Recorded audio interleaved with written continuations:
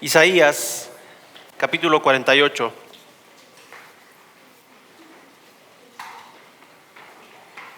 Vamos a leer una porción del principio de este capítulo y una porción del final.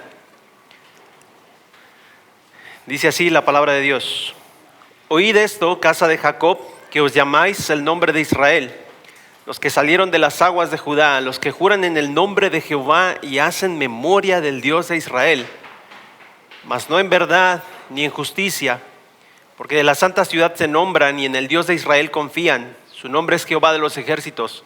Lo que pasó ya antes lo dije y de mi boca salió, lo publiqué, lo hice pronto y fue realidad. Por cuanto conozco que eres duro y barra de hierro tu cerviz y tu frente de bronce. Te lo dije ya hace tiempo, antes que sucediera te lo advertí, para que no dijeras, mi ídolo lo hizo, mis imágenes de escultura y de fundición mandaron estas cosas. Pasamos al versículo 17, dice: Así ha dicho Jehová, Redentor tuyo, el Santo de Israel: Yo soy Jehová tu Dios, que te enseña provechosamente, que te encamina por el camino que debes seguir. Oh, si hubieras atendido a mis mandamientos, fuera entonces tu paz como un río y tu justicia como las ondas del mar. Fuera como la arena tu descendencia y los renuevos de tus entrañas como los granos de la arena. Nunca tu nombre sería cortado ni raído de mi presencia. Salid de Babilonia, huid de entre los caldeos. Dad nuevas de esto con voz de alegría, publicadlo, llevadlo hasta lo postrero de la tierra. Decid, redimió Jehová a Jacob su siervo. No tuvieron sed cuando los llevó por los desiertos. Les hizo brotar agua de la piedra, abrió la peña y corrieron las aguas. No hay paz para los malos, dijo Jehová. Y hemos estado viendo esta serie de Él es glorioso, ¿no? Aquí en Isaías, Él es glorioso. Y hemos visto los diferentes aspectos de la gloria de Dios. Hace un par de domingos Pablo estaba hablando acerca de la idolatría y cómo Dios no comparte su gloria con los ídolos que a veces nosotros tenemos en nuestras vidas, ¿no? Y en esta mañana el título de esta enseñanza es Su gloriosa palabra. Hablando de la gloria de Dios, vamos a hablar en esta mañana de su gloriosa palabra. El versículo 17 dice: Así ha dicho Jehová, Redentor tuyo, el Santo de Israel: Yo soy Jehová Dios tuyo, que te enseña provechosamente, que te encamina por el camino que debes seguir. Ahora, a manera de introducción, vamos a hablar un poquito de la antigüedad de los países. Vamos a empezar hablando de la antigüedad de los países, ¿no? Si pensamos un poquito en México, y hablando del México moderno, ¿verdad? Pues no es un país muy antiguo, ¿no? Tenemos algo así como casi 200 años de haber comenzado como nación. No, de hecho, el año antepasado fueron 200 años de la fundación de México, ¿no? 1821, cuando se consumó nuestra independencia. Ahora, si hablamos de Estados Unidos, ¿verdad? Pues ya es un poquito más antiguo, ¿no? Ellos hablan de su independencia escrita, redactada un 4 de julio de 1776, ¿verdad? Un poquito más. Si hablamos del Estado de Israel, del Estado moderno de Israel, estamos hablando de alrededor de 70 años, ¿no? 1948 fue cuando se fundó el Estado moderno de Israel. Si hablamos de España, nosotros pensamos que España es muy antigua, ¿verdad? Pero en realidad lo que se reconoce hoy en día como España, ¿verdad?, fue fundado o se consolidó en 1492, cuando finalmente se unieron los reinos de Aragón y de Castilla, y con eso terminaron la expulsión de los árabes de la península, ¿verdad? Entonces, no son tan antiguos, pero con todo son más antiguos. Y si hablamos de los estados modernos, el más antiguo que existe, el país más antiguo en el sentido moderno, es Portugal, que se estableció en 1140 y sigue siendo hoy en día el mismo país básicamente que se estableció en aquel entonces, ¿no? Ahora, alguno me puede argumentar, bueno, pero es que hay países más antiguos, ¿no? Bueno, en realidad podemos decir que hay culturas más antiguas. Eso es diferente, ¿verdad? Hay culturas más antiguas. Podemos pensar en los chinos, ¿verdad? Su cultura es milenaria. Sin embargo, como país, no tienen más de 100 años, ¿sí? Bien, podemos mencionar algunos otros. Por ejemplo, México. Como cultura, la cultura que nos identifica como mexicanos, históricamente se estableció allá en el lago de Texcoco, ¿no? Por el año de 1000, a ver los estudiosos, 1300, la fundación de Tenochtitlan, 1325 y tantos. Correcto, esa siempre es la respuesta correcta. Y tantos. Si hablamos de Estados Unidos, la cultura de Estados Unidos se remonta a la antigua Britania, ¿verdad? Y no sabemos exactamente cuándo comenzó la antigua Britania, pero se nos dice que los exploradores griegos, cuando llegaron a la isla, ya encontraron la cultura bien formada en el año 320 antes de Cristo. Seguimos con España. España fue conquistada en el año 711 por los árabes, pero ya existía el reino de los visigodos unos cuantos siglos antes de eso. Si hablamos de la cultura de Israel, pues nos tenemos que remontar más o menos al año 2050 antes de nuestra era, cuando Dios llama a Abraham para que le siga. Ahí es oficialmente el inicio de la cultura de Israel, ¿no? Ahora hablemos de religiones. ¿Qué les parece? Si hablamos de religiones, ¿qué religión será la más antigua? Comenzamos con el cristianismo. Es una religión relativamente nueva, ¿no? Tiene 2000, bueno, en realidad 1900 y algo de años. Se fundó con la resurrección de Jesucristo. Así que comenzó por ahí del 33 después de Cristo, ¿verdad? ¿Qué otra religión antigua se nos ocurre? Si hablamos del budismo, 535 antes de nuestra era.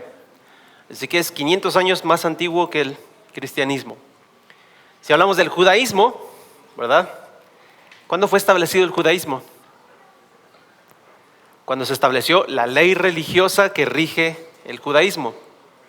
Con Moisés, exactamente. 1445 fue el Éxodo, así que el judaísmo se estableció por ahí entre los próximos 40 años después del Éxodo, mientras estaban en el desierto, recibiendo las tablas de la ley y todas estas cosas. Pero, hermanos, ninguna civilización, ninguna religión es más antigua que la religión babilonia. ¿Sí? Ni siquiera el hinduismo. Ninguna es más antigua que la religión babilonia. Nos tenemos que remontar más o menos al año 2250, unos 200 años antes de Abraham, ¿sí? A un hombre llamado Nimrod, del cual nos habla en Génesis capítulo 10, versículo 1 y capítulo 11, versículo 4, y nos habla de que este hombre comenzó una ciudad llamada Babel, ¿verdad? Y esta ciudad la comenzó a instancias de desobedecer la orden explícita que Dios había dado a Noé de fructificar, multiplicarse y expandirse por toda la tierra. Este hombre, Nimrod, decidió, fíjese bien, decidió tercamente, neciamente ir contra la palabra de Dios. Y dijo, aquí nos vamos a quedar, aquí vamos a estar juntos, y para asegurarnos de que Dios no nos mueva de aquí, vamos a hacer una torre tan alta que llegue hasta la punta del cielo, y con esa torre nos vamos a hacer un nombre.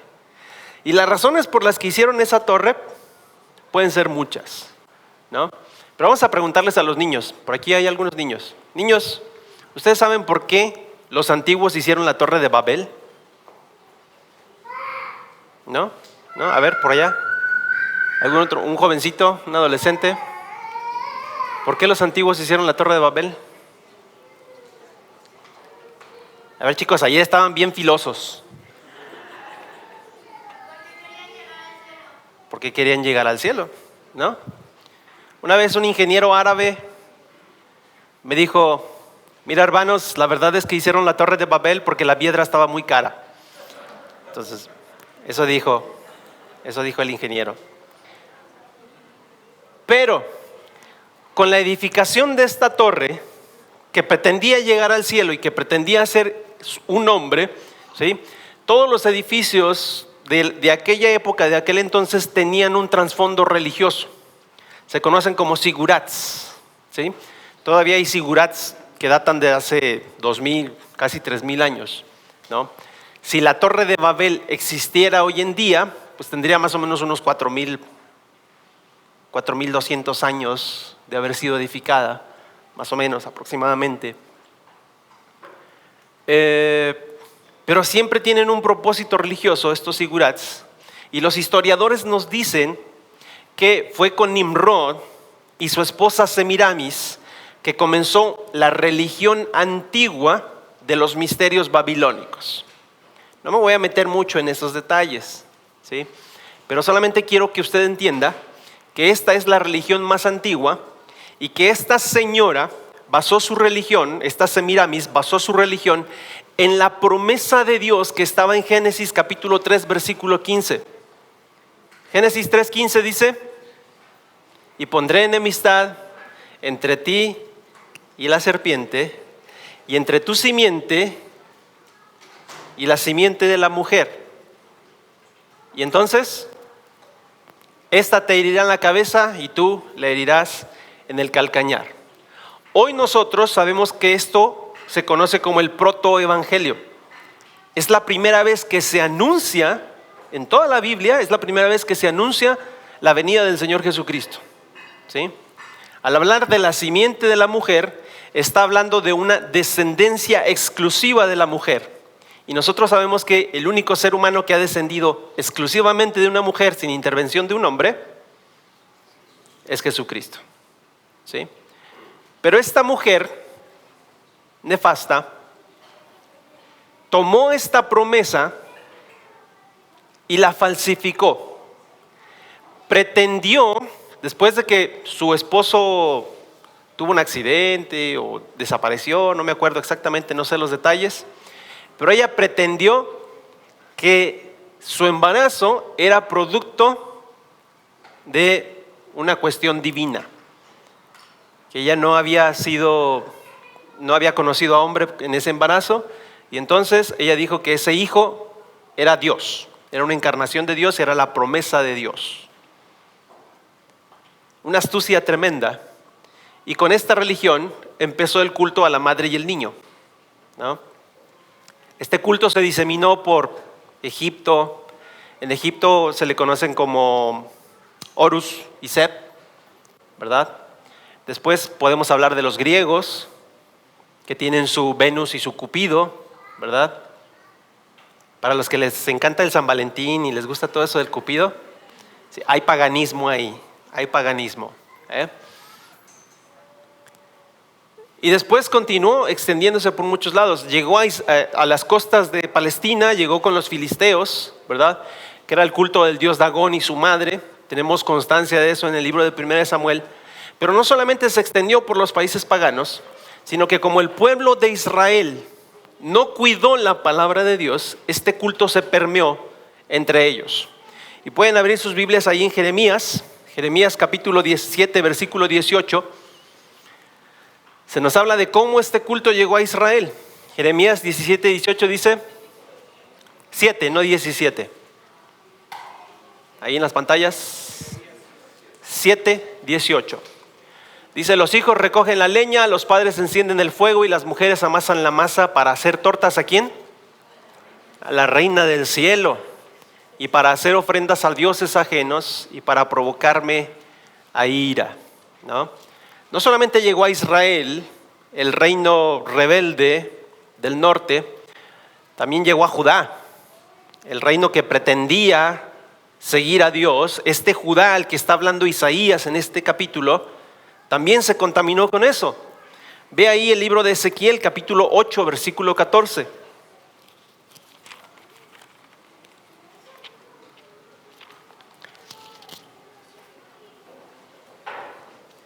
Me dijo después: vuélvete aún, verás abominaciones mayores que hacen estos.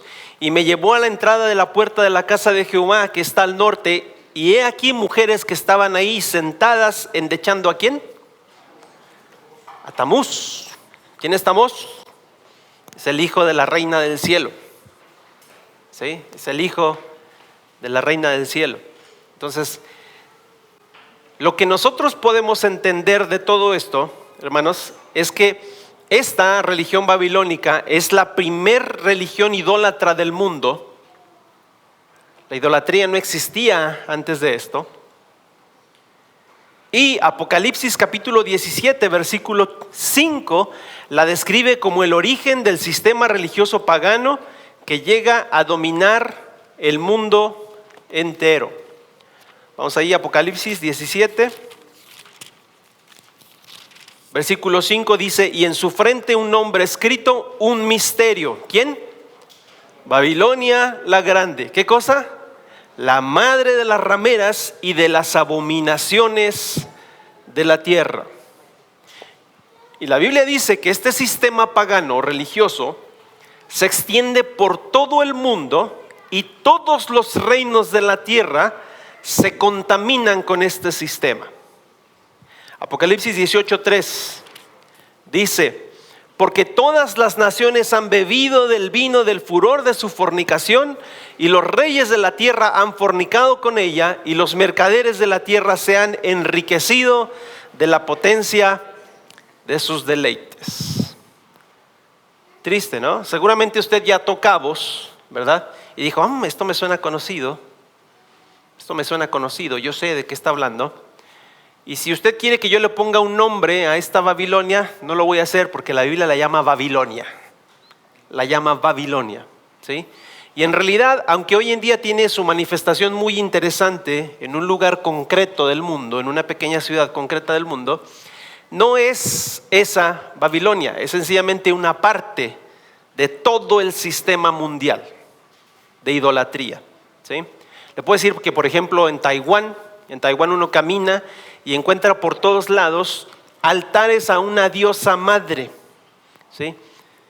Se llama Xiangmu, algo así era su nombre, ¿verdad? Y está ahí la diosa madre y uno dice: bueno, ¿y quién es esa? Y entonces, investigando un poquito, los orientales le llaman a esta la diosa madre de Occidente. Qué interesante, ¿no? Es muy interesante. Y el culto que se le da a este ídolo ahí en Taiwán no es pequeño, ¿eh? Es bastante importante. Entonces, todo este sistema religioso, fíjense bien, Israel se contamina, el pueblo de Judá se contamina con todo este sistema religioso, e Isaías, en este capítulo 48 que nosotros estamos leyendo, les está diciendo al pueblo de Judá, les está diciendo que pongan atención, porque las cosas que ya habían pasado, las cosas que ya pasaron, Dios ya las había anunciado de antemano. ¿De qué cosas está hablando?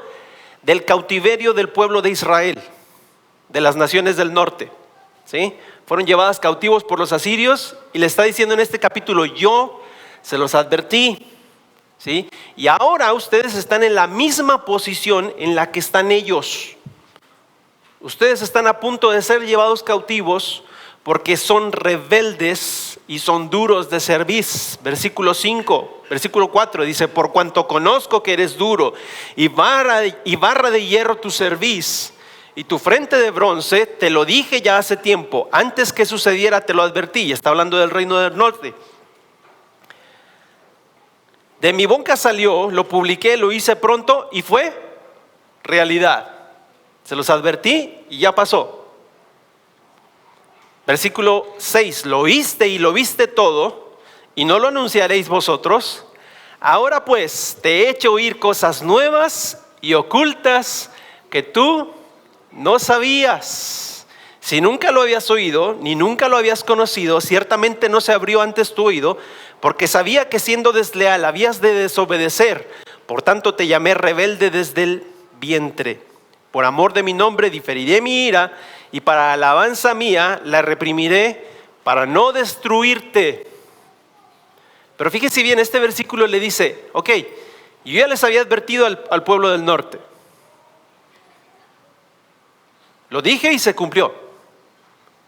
Ahora te estoy advirtiendo a ti cosas nuevas que aún no han ocurrido. Te lo estoy advirtiendo, va a pasar. Y si no pones atención a mi palabra, si sigues rebelde y contumaz, va a pasar. ¿Qué va a pasar? Va a pasar que Babilonia, este sistema monstruoso, va a venir dentro de unos 100 años más o menos. Para el momento en el que se hizo esta profecía faltaban 100 años para el cautiverio de Judá, y va a tomarte cautivo, y allá vas a sufrir y vas a pagar por tu idolatría.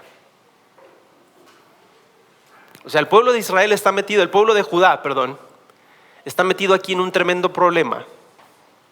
En un tremendo problema. Y ustedes se fijan que la idolatría llegó a contaminar hasta el templo de Dios. Esta visión que leímos en Ezequiel, donde hay mujeres que están endechando a Tamuz, no está ocurriendo en ningún otro lugar, sino en el mismísimo lugar santo del templo. Imagínense nada más la dureza del corazón de estas personas. Ahora, si no ponen atención a mi palabra, les estoy hablando cosas nuevas que ustedes no han escuchado. Y se las estoy diciendo desde ahora, para que no digan que fueron sus ídolos, para que no digan que fueron ustedes, para que no digan que fue esto, el otro, aquello, para que entiendan que fui yo, su Dios, el que les advirtió estas cosas. Cuando nosotros pensamos en la idolatría del pueblo de Israel, no nos queda más que llegar a la conclusión de que el corazón del hombre, el corazón del ser humano es bien duro. Es bien duro. Por 1000 años, más o menos, 800 y pico de años, desde que Dios los sacó de Egipto, Dios estuvo lidiando con la idolatría de Israel. 1000 años. 1000 años. ¿Se puede imaginar la paciencia de Dios durante 1000 años? Caían en la idolatría, los sacaba. Caían en la idolatría, los esclavizaban y los sacaba. Caían en la idolatría, los esclavizaban y los sacaban. Durante 1000 años se siguió todo ese proceso. Pero ¿sabe una cosa? Aunque la paciencia de Dios se renueva todas las mañanas, su santidad no es burlada, y uno no se puede burlar de Dios indefinidamente. Hay un límite. Hay un límite. La santidad de Dios tiene un límite. Y nuestra sociedad actual está jugando con los límites de la santidad de Dios. ¿Le digo una cosa? No va a ocurrir para siempre.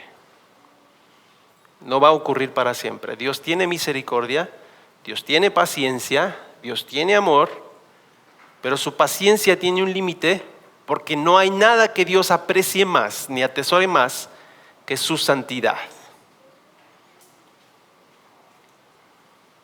Nada. ¿Cómo es que se metieron estos judíos en este tremendo problema en el que estaban?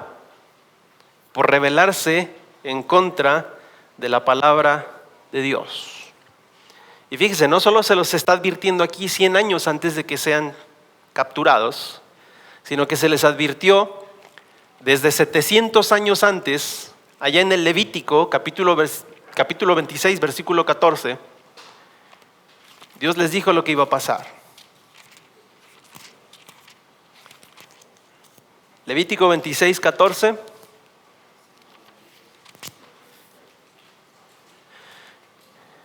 Dice: pero si no me oyereis, ni hiciereis todos estos mis mandamientos, y si desdeñareis mis decretos, y vuestra alma menospreciare mis estatutos, no ejecutando todos mis mandamientos e invalidando mi pacto, yo también haré con vosotros esto: enviaré sobre vosotros terror, extenuación y calentura que consuman los ojos y atormenten el alma, y sembraréis en vano vuestra semilla, porque vuestros enemigos la comerán. Más adelante, en Deuteronomio capítulo 28, es todavía más específico. Deuteronomio capítulo 28 dice, versículo 58, si no cuidares de poner por obra todas las palabras de esta ley que están escritas en este libro, temiendo este nombre glorioso y temible, Jehová tu Dios, entonces Jehová aumentará maravillosamente tus plagas y las plagas a tu descendencia, plagas grandes y permanentes y enfermedades malignas y duraderas. Versículo 64, y Jehová te esparcirá por todos los pueblos desde un extremo de la tierra hasta el otro extremo, y allí servirás a dioses ajenos que no conociste tú ni tus padres, al leño y a la piedra. Y ni aún entre estas naciones descansarás, ni la planta de tu pie tendrá reposo, pues allí te dará Jehová corazón temeroso y desfallecimiento de ojos y tristeza de alma. Hermanos, esto nos tiene que dejar muy claro una idea. Con la gloriosa palabra de Dios no se juega. No podemos menospreciar la palabra de Dios y salir ilesos. No se puede. Una de las manifestaciones más grandes de la gloria de Dios, después de la manifestación de Jesucristo, después de la manifestación de la gloria de Dios llenando el templo que construyó Salomón, una de sus manifestaciones de su gloria es este libro que tiene en sus manos. Y este libro, hermanos, es glorioso. Este libro, así como Jesucristo, este libro es una imagen de la gloria de Dios a la cual nosotros podemos acceder. A diferencia de su gloria pura, que en este cuerpo no podemos ver, la gloria de Dios que está manifestada en este libro sí podemos acceder a ella. Y esa gloria es el método que Dios utiliza, la gloria reflejada en este libro, es el método que Dios utiliza para transformar nuestras vidas. No piense usted que su vida va a ser transformada un día que está, no sé, en un retiro, ¿verdad? Y entonces hay una fogata y el pastor dice, bueno, consagre su vida ahí en la fogata. Y usted avienta ahí, no sé, lo que quiera, lo que tenga que consagrar. Y entonces diga, de aquí en adelante voy a ser una persona diferente. No pasa así. ¿Sabe una cosa? Lo único que puede transformar sus vidas es este libro. Es la gloriosa palabra de Dios. No hay otra cosa. No hay otra cosa. No hay un día súper especial de arrepentimiento. No hay un día en el que usted va a recibir una revelación impactante que va a transformar su vida de ahí en adelante. No hay un día. Es el contacto constante con este libro lo que va a ir transformando sus vidas, porque este libro contiene la gloria de Dios. Santiago, capítulo 1, versículo 22, dice: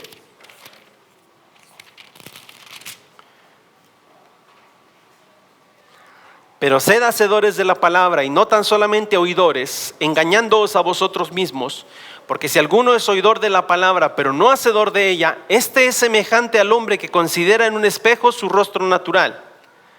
Porque él se considera a sí mismo y se va y luego se olvida cómo era. Mas el que mira atentamente a la perfecta ley, la de la libertad, que está registrada aquí, y persevera en ella, no siendo oidor olvidadizo, sino hacedor de la obra, este será bienaventurado en lo que hace.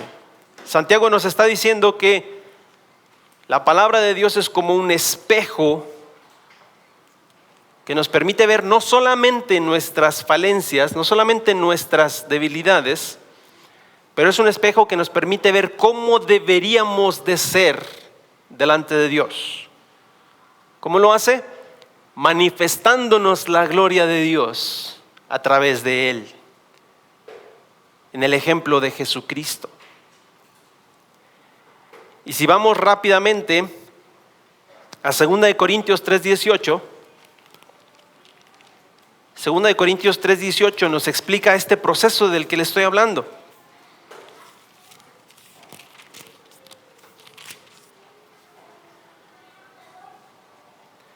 Dice, por tanto, nosotros todos, mirando a cara descubierta, es decir, con toda sinceridad, como en un espejo, la gloria del Señor, y aquí está hablando no de otra cosa, sino de la palabra de Dios, mirando con toda sinceridad en el espejo de la gloria del Señor, que es su palabra, somos transformados de gloria en la misma imagen, como por el Espíritu del Señor.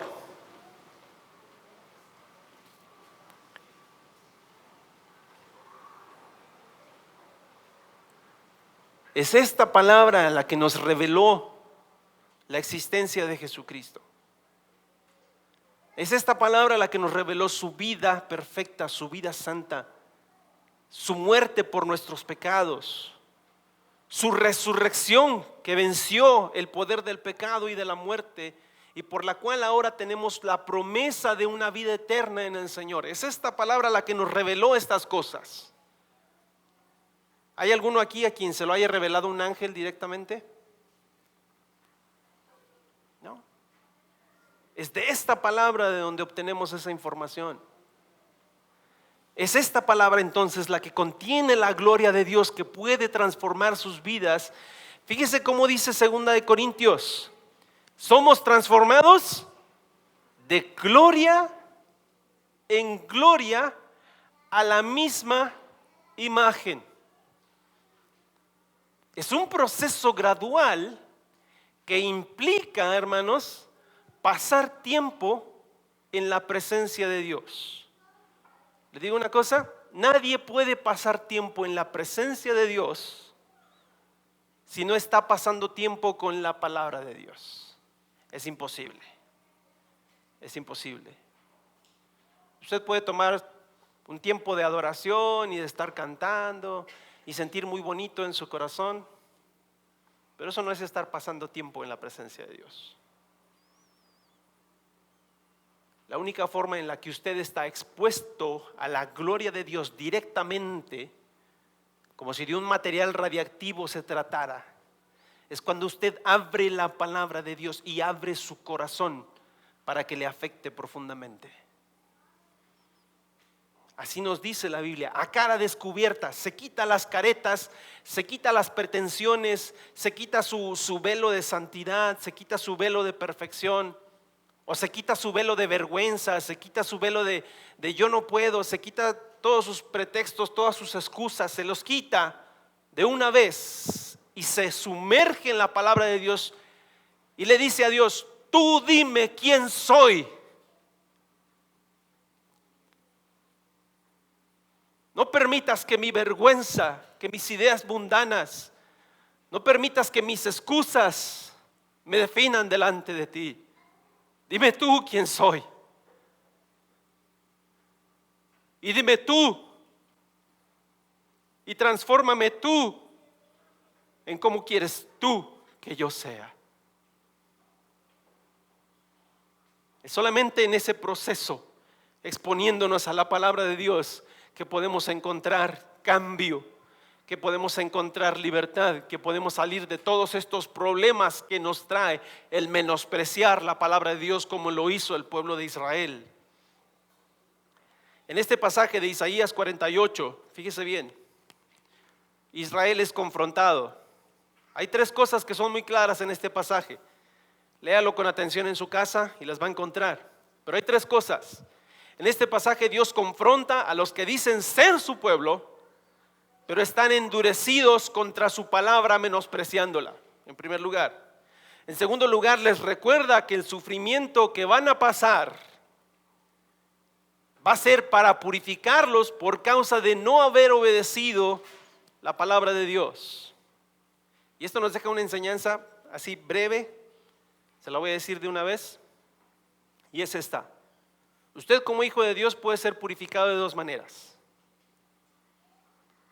O se purifica obedeciendo a la palabra de Dios, exponiéndose a la palabra de Dios, o Dios lo va a purificar a través de pruebas y dificultades. Usted escoja. Usted escoja. Pero aquí claritamente les dice que ese sufrimiento por el que van a pasar es porque son duros de corazón y no quisieron escuchar su palabra cuando era tiempo. Y finalmente les promete libertad. Dice, ok, se los van a llevar, van a estar cautivos, y estando cautivos incluso van a dudar de mi palabra, de que yo los puedo liberar de allá. Eso van a hacer, van a dudar. Pero allá en el cautiverio se van a dar cuenta de quién los va a librar, porque se los voy a decir desde una vez, y se van a dar cuenta de que fui yo el que estuvo detrás de su liberación. Solamente en mí y en mi palabra pueden tener libertad genuina. Eso es lo que Dios está diciendo. Los agoreros, los adivinos de esa nación les van a decir que no, que esto es mentira, que esto no se va a cumplir, que esto no va a pasar. Su propio pueblo les va a decir que es en vano. ¿Sabe quién eran estos que estaban adorando a Tamuz en el templo? Fueron un grupo de líderes de Israel que se escondieron cuando vinieron los babilonios. Los babilonios se llevaron a todos y estos se quedaron ahí en la tierra escondidos. Cuando se fue todo, cuando se terminó la polvadera de la guerra, salieron y dijeron, ahí está, el Dios al que servíamos no sirve, hagámonos otros dioses. Y así fue como contaminaron el templo. Y entonces Dios le está diciendo a Judá, todo mundo les va a decir que mi palabra no vale. Por eso se los estoy diciendo desde antes, para que se den cuenta de que mi palabra se cumple y nunca falla. ¿Qué tres cosas importantes podemos aprender acerca de esto, hermanos? En primer lugar, no debemos menospreciar la gloriosa palabra de Dios. No debemos menospreciar la gloriosa palabra de Dios. Y usted me va a decir, como dijeron en Malaquías, ¿en qué la hemos menospreciado? ¿No? Les dice el Señor, ustedes han menospreciado mi nombre. ¿En qué lo hemos menospreciado?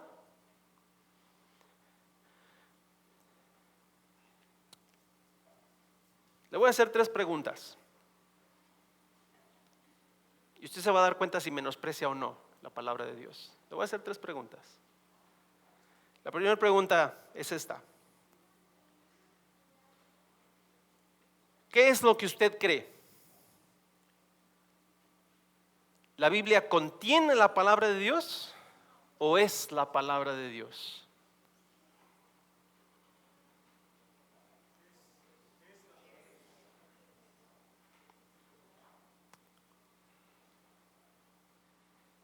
Y entonces, ¿por qué resulta que entre muchos círculos cristianos, ¿verdad?, empezamos a cuestionar la palabra de Dios? De repente Génesis 1:1 dice, en el principio creó Dios los cielos y la tierra estaba desordenada y vacía. Y dijo Dios, sea la luz. Y fue la luz. Y fue la mañana y tarde del día primero. Pero de repente hay creyentes que dicen, no, eso no ocurrió en un día. Eso ocurrió en millones de años. Y esos 7 días, esos 6 días de la creación, no son 6 días literales, en realidad son eras. Son eras de miles de millones de años en los que todas esas cosas fueron evolucionando hasta llegar a lo que es hoy en día.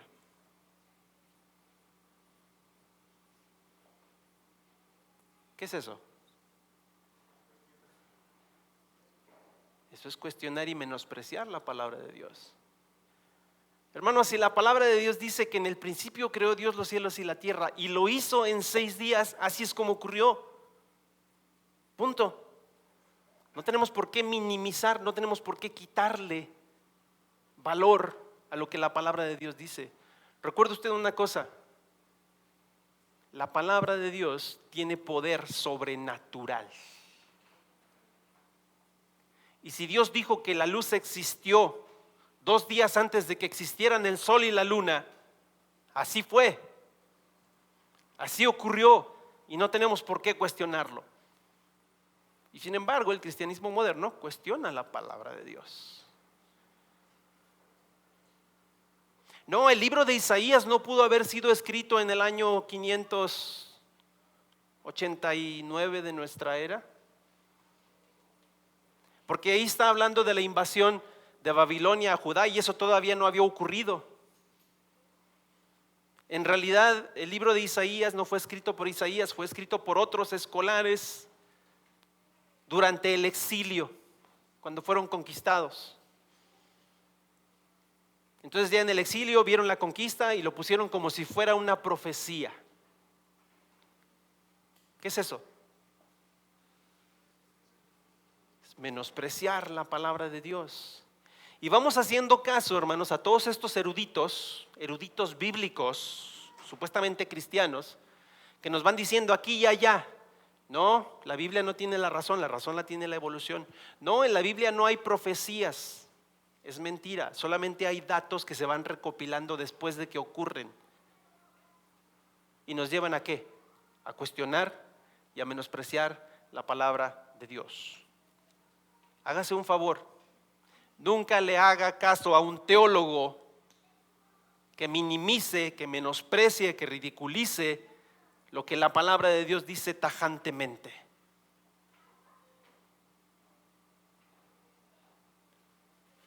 Si tuerce, si cambia, si forza la palabra de Dios, entonces ese teólogo probablemente ni es creyente siquiera. No le haga caso. Podrá tener 1000 títulos, podrá ser el cabeza de la iglesia de Inglaterra o de Chicomustoc. Pero ese hombre no tiene una relación personal con la gloriosa palabra de Dios.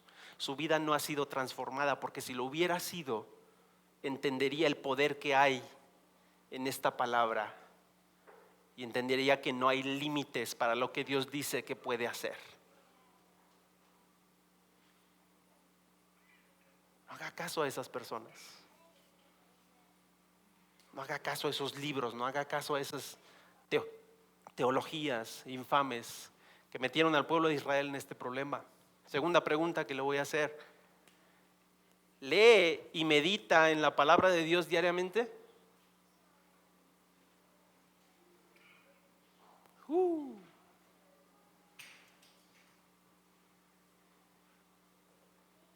Porque si no lo hace, quiere decir que no considera que la palabra de Dios es lo más importante para su vida. Si no lo hace, quiere decir que usted considera que otras cosas son más sabias, mejores, le pueden ayudar a dirigir mejor sus días. Hermanos, por Dios, gracias. He escuchado creyentes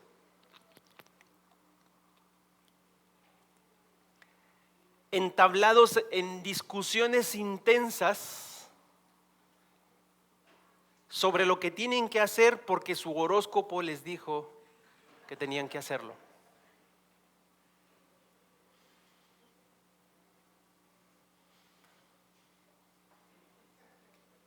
¿Cómo es posible que dirija mi vida por brujería antes que confiar en la palabra de Dios para dirigir mi destino? Antes que confiar en la gloriosa palabra de Dios manifestándome su verdad. ¿Cómo es posible?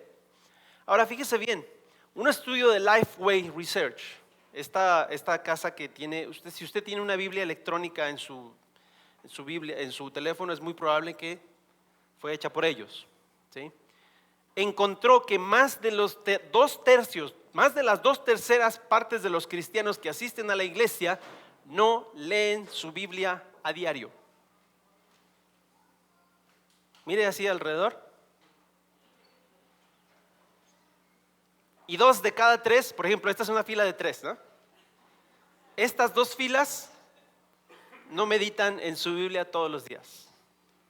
Solo esta. Paganos.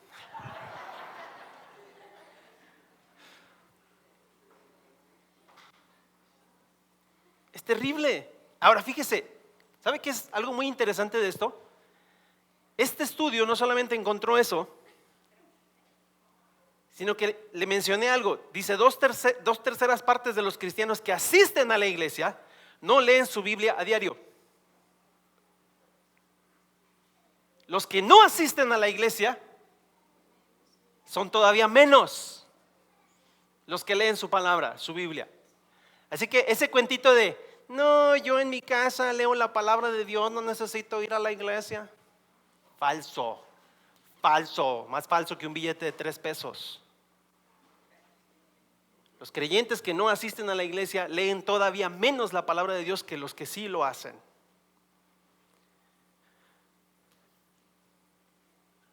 El doctor Don Whitney, profesor de un seminario bautista de Estados Unidos, dice que existe una conexión causal entre estas dos cosas.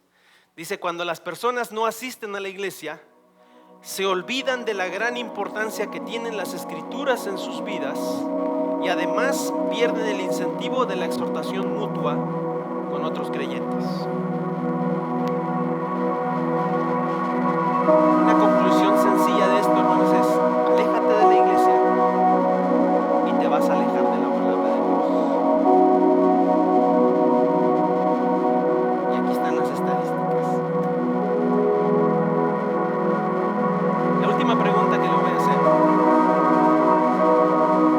de este punto es esta. ¿Listo? ¿Cuántas veces ha leído la Biblia completa en su vida?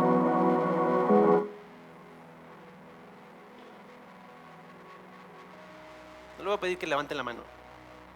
Lo he hecho 2 o 3 veces últimamente entre alumnos de instituto bíblico, en otras iglesias, y el resultado no ha sido halagador. No le voy a pedir que lo haga, no le voy a pedir que lo haga. Pero ¿cuántas veces ha leído su Biblia completa? Por lo menos, ¿cuántos de ustedes, no levante la mano, cuántos de ustedes han leído su Biblia completa por lo menos una vez en toda su vida?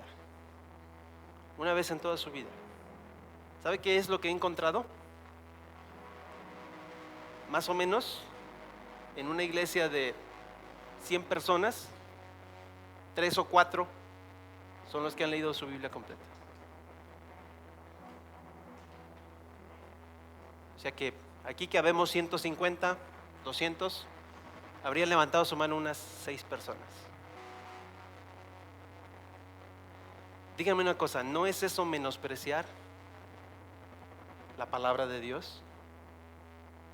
Hermano, es que es un libro bien gordotote, no tenemos tiempo para leerlo, imagínense. ¿Cuándo voy a leer yo todo?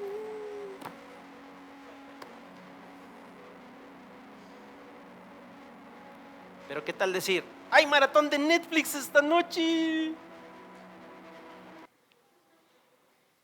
Y se aventa 10, 12 episodios de una serie de 1 hora cada episodio. ¿Sabe cuánto tiempo le tomaría leer su Biblia a una persona en promedio?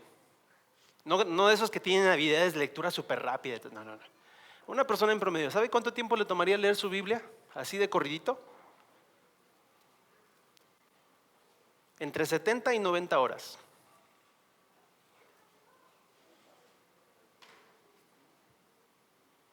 No es la gran cosa. Sí, 90 horas para leer. Uy, no. ¿De dónde saco 90 horas? Hermano, hay otro estudio que nos dice que el tiempo de ocio que pasamos frente a una pantalla diario, es de 5 a 8 horas. En promedio. Hay personas que pasan más que eso. Si usted se tomara esas 5 horas diarias para leer la Biblia, esas 5 horas que pasa en el Facebook, que pasa en el Netflix, que pasa viendo las noticias, que pasa viendo el fútbol, que pasa, si se tomara ese tiempo para leer su Biblia, Le tomaría un mes completar la lectura de su Biblia. Un mes. Podría leer la Biblia 12 veces al año. 12 veces. ¿Sabe una cosa muy interesante? Los musulmanes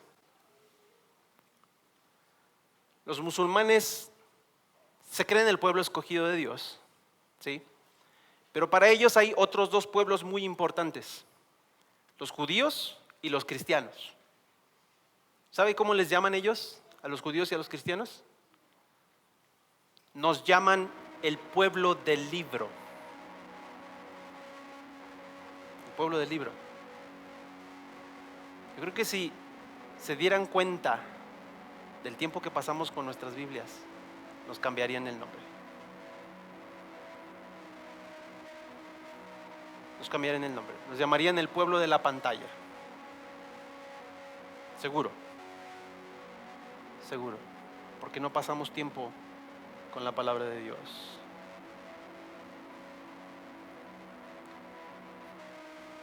Hay muchas más cosas para decir con respecto a la gloriosa palabra de Dios, pero se nos acaba el tiempo. Pero voy a acabar diciéndole esto. ¿Está usted menospreciando la gloriosa palabra de Dios? Si usted encuentra que es así, haga algo al respecto. Haga algo al respecto. Tome un desafío. No le digo que deje de ver la tele. No le digo que es pecado pasar tiempo en su celular o en una televisión. Pero demuestre dónde están sus prioridades. En lugar de pasar 5 horas diarias frente a una pantalla, pase 4. Y tome la primera, tómela para pasarla con la palabra de Dios. Porque solamente la gloriosa palabra de Dios puede transformar su vida. Si ya tiene muchos años como creyente y dice, no sé por qué no cambio, no sé por qué sigo luchando con las mismas cosas, no sé por qué sigo tropezando en el mismo pecado todo el tiempo, no sé por qué mi relación con mi esposo, con mi esposa no cambia, no mejora. Y ya tenemos mucho tiempo yendo a la iglesia, no sé por qué esto, por qué el otro, por qué aquello. Toma un desafío. Toma 1 hora de tu vida, la primera, para pasar tiempo con la gloria de la palabra de Dios, leyéndola, estudiándola, meditándola. Y si eso no cambia tu vida, te aseguro que nada más la va a poder cambiar, te lo aseguro. Pero te puedo asegurar que lo va a hacer. Te puedo asegurar que va a cambiar tu vida. Un último dato curioso.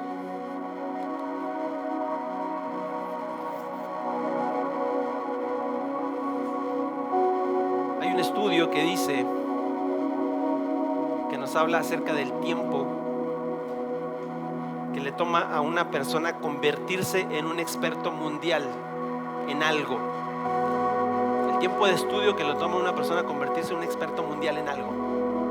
¿Sí? Supongamos que usted quiere ser experto en botánica, experto, no sé, en fisiología. Este estudio dice que una persona que durante 1 hora lee sobre un tema, en 7 años sabe más de este tema que prácticamente todo el mundo.